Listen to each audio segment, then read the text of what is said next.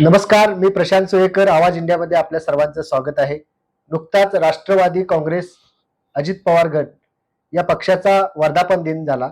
या वर्धापन दिनानिमित्त कोल्हापूरचे जिल्हाध्यक्ष बाबासाहेब पाटील असुर्लीकर आमच्या सोबत आहेत. नमस्कार सर. नमस्कार सोयकर साहेब.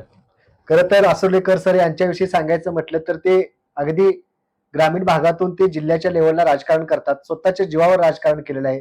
अनेक स्थानिक स्वराज्य संस्थांमध्ये त्यांनी यश मिळवलं आहे. इतकंच नाही तर राष्ट्रवादी जिल्हाध्यक्ष म्हणून निवड झाल्यापासून ते आज तागायतपर्यंत त्यांनी गावागावात पक्ष वाढवलेला आहे. एकूणच या वर्धापन दिनानिमित्त ते जिल्हाध्यक्ष झाल्यापासून ते आज तागायत याचा आपण आढावा घेणार आहोत. सर, आपण जिल्हाध्यक्ष झाल्यापासून कोल्हापूर जिल्ह्यात राष्ट्रवादीची कशा प्रकारे वाढ झाली, काय सांगाल? कोल्हापूर जिल्ह्यामध्ये आमचे नेते आदरणीय नामदार हसन मुश्रीफ साहेब यांच्या नेतृत्वाखाली आम्ही एक टीम वर्क म्हणून सर्व कार्यकर्ते काम करतो. पक्षाची जबाबदारी साहेबांनी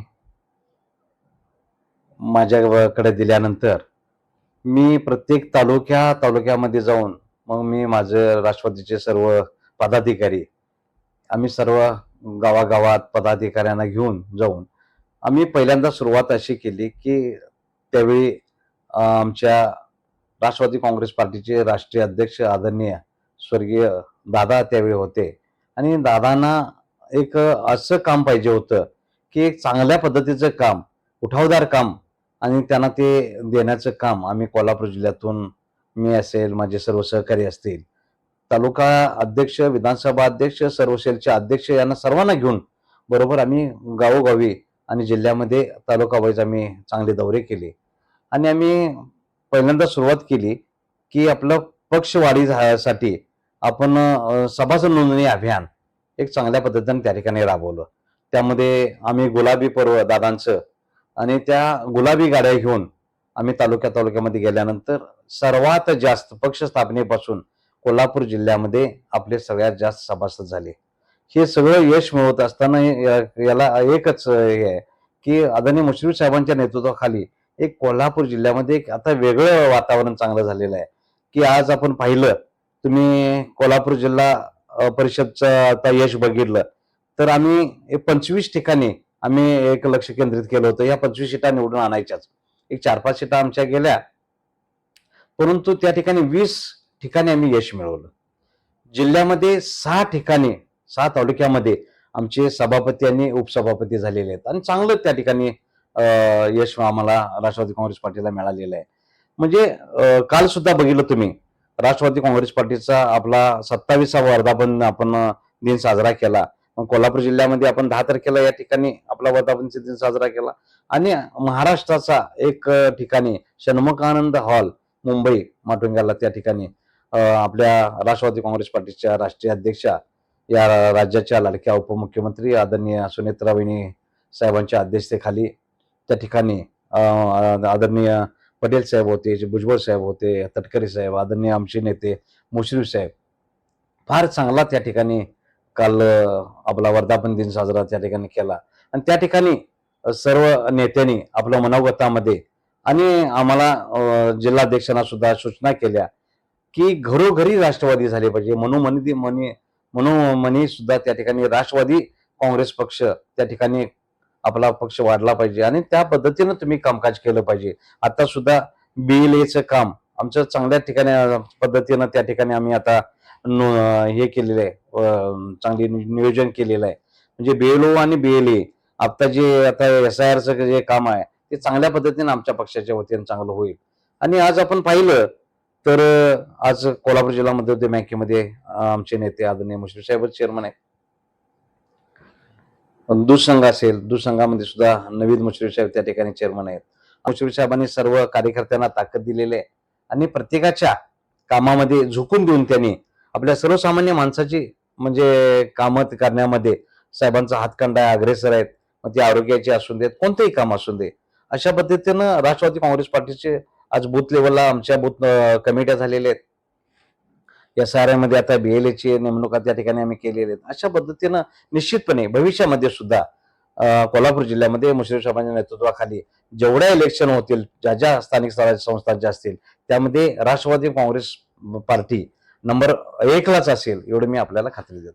छान. स्थानिक स्वराज्य संस्था निवडणूक असू दे किंवा सहकार संस्था असू दे, उदाहरणार्थ जिल्हा परिषद असेल, कोल्हापूर जिल्हा मध्यवर्ती बँक असेल, यासह शेतकरी संघ असेल, बाजार समिती असेल, या ठिकाणी आपण आपला सिंहाचा वाटा आहे. त्या ठिकाणी आपली अनेक सदस्य निवडून आलेले आहेत. यासह आपण तुम्ही कशा पद्धतीने सभासद नोंदणी वाढवताय याबद्दलही सांगितलं. एकूणच सर, स्थानिक स्वराज्य संस्थेमध्ये यश मिळाल्यानंतर आता बरेच पक्ष, महायुतीचे पक्ष असू दे किंवा अनेक पक्ष आहेत, विधानसभेची सुद्धा तयारी करायला लागलेले आहेत.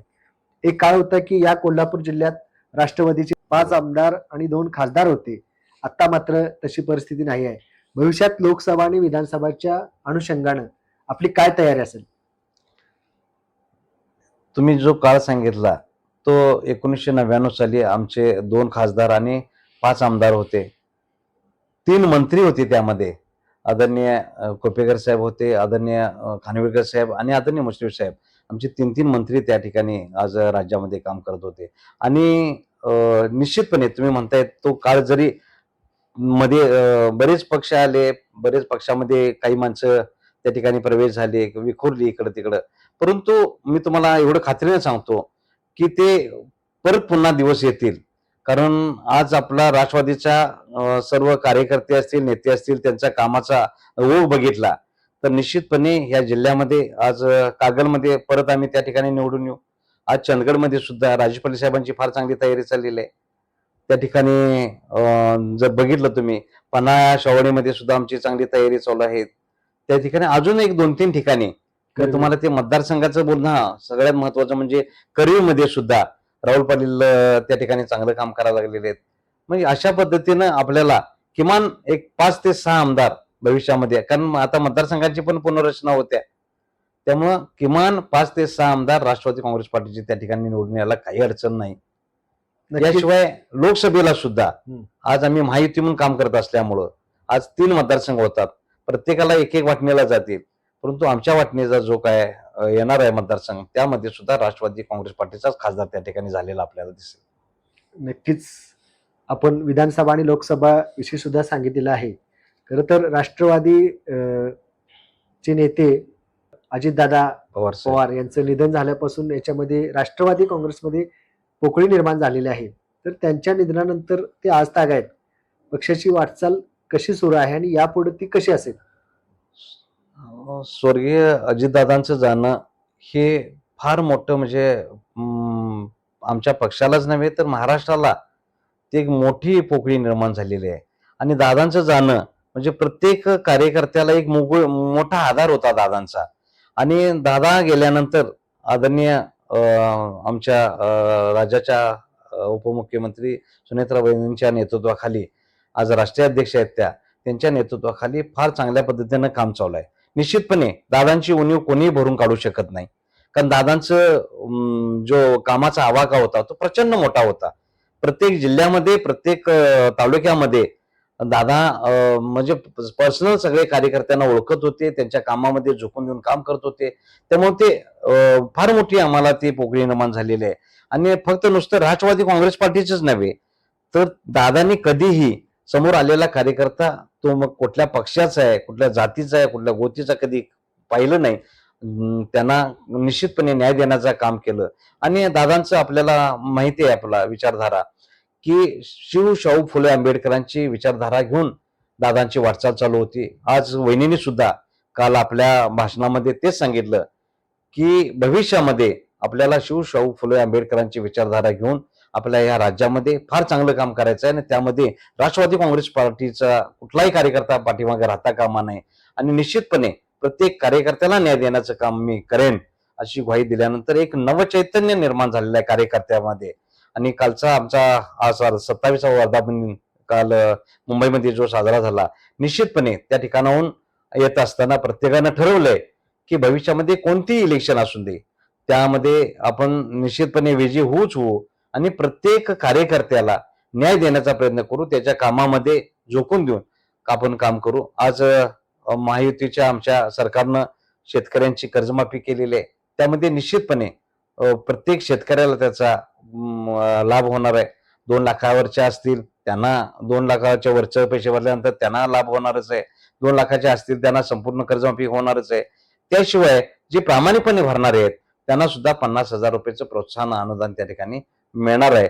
त्यामुळं आज आमचे शेतकरी, कष्टकरी, वंचित सर्वांना घेऊन काम करायचा आमचा हा जो उद्देश आहे, त्यामध्ये निश्चितपणे मला खात्री आहे आदरणीय मुश्रीफ साहेबांच्या नेतृत्वाखाली या कोल्हापूर जिल्ह्यामध्ये आपण कुठेही कमी पडणार नाही, एवढी मी आपल्याला खात्री देतो. नक्कीच आपण सांगितलं की राष्ट्रवादीची मूळ स्थापना आहे जी शाहू फुले आंबेडकर पुरोगामी महापुरुषांची जी विचारांची धारा घेऊन आपण पुढे गेलात. नक्कीच भविष्यात सुद्धा हा पक्ष वाढेल. आपल्या राजकीय पुढील कारकिर्दीस आमच्या शुभेच्छा. धन्यवाद. थँक्यू. आभार आहे साहेब, आपण आलात. आवाज इंडिया मार्फत आमची मुलाखत घेतली त्याबद्दल धन्यवाद.